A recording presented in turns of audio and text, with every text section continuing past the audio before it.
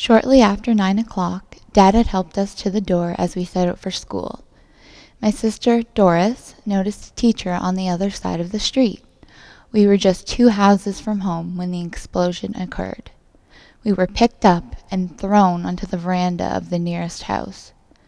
We picked ourselves up and went home, but when Doris saw the condition of the house, her fear increased and she wouldn't go in.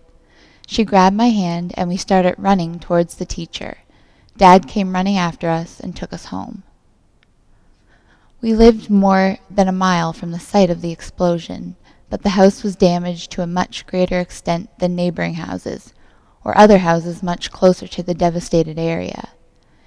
As the force of the blast traveled down Clifton Street, our house was exposed to its fury, to some extent by houses on the opposite side of Cunard Street. All our windows except one were broken. Later in the day, as temporary repairs were being made, a hammer slipped and went through that window. The west wall bulged out. Doris remembers laying in bed the next morning and seeing daylight through cracks in the walls. The front door was blown off the hinges, carried along the hall, and knocked against the wall. The impact knocked down a built-in china cabinet in the sun porch and scattered the contents around the room. There was prism glass in the window in the living room.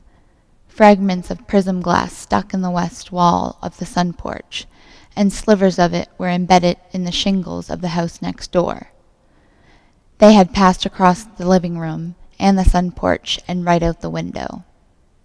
The boiler tilted at a sharp angle. It remained on its base, but the pipes broke, so the kitchen started to flood. There was a blizzard that night.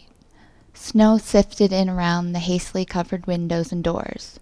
The piano in the parlor was buried in snow because the windows there had low priority as far as being covered. It was cold and the water pipes froze. The house had no furnace.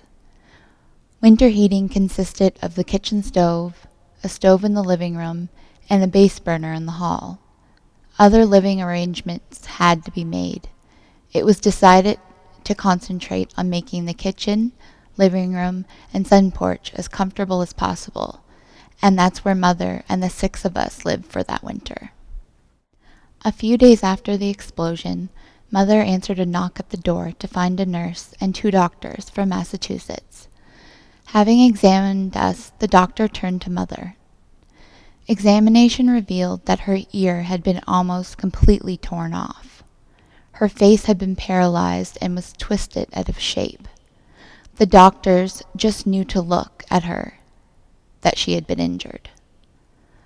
The doctor asked Mother if she would like him to sew the ear back on in place, or would she prefer to go to her own doctor. She said for them to do it. No anesthetic was necessary, as the paralysis prevented any feeling in that part of her head. Mother didn't like the idea of depending on charity for food, but there was no alternative. She went to the armories, hoping Dad would never find out. As for others, many moved in with relatives and friends. Some left the city, but many more had to be provided for. Tents were erected on the commons, but they weren't suitable accommodations for housing in winter. As soon as possible, these were replaced with rows of tar paper shacks, and were fire hazard, as tar paper was so flammable. Before long, there was a fire. It made a spectacular blaze, with heavy black smoke. I don't know when classes at Chebucto School returned to normal, but I do remember that none of us would willingly enter the basement. We knew that the basement of the school had been used as a morgue. Regardless of what the weather might be, we stayed outdoors until the bell rang. I can remember seeing low sleighs piled high, with the load covered with tarpaulin. The tarpaulin didn't hide the fact that the load was bodies.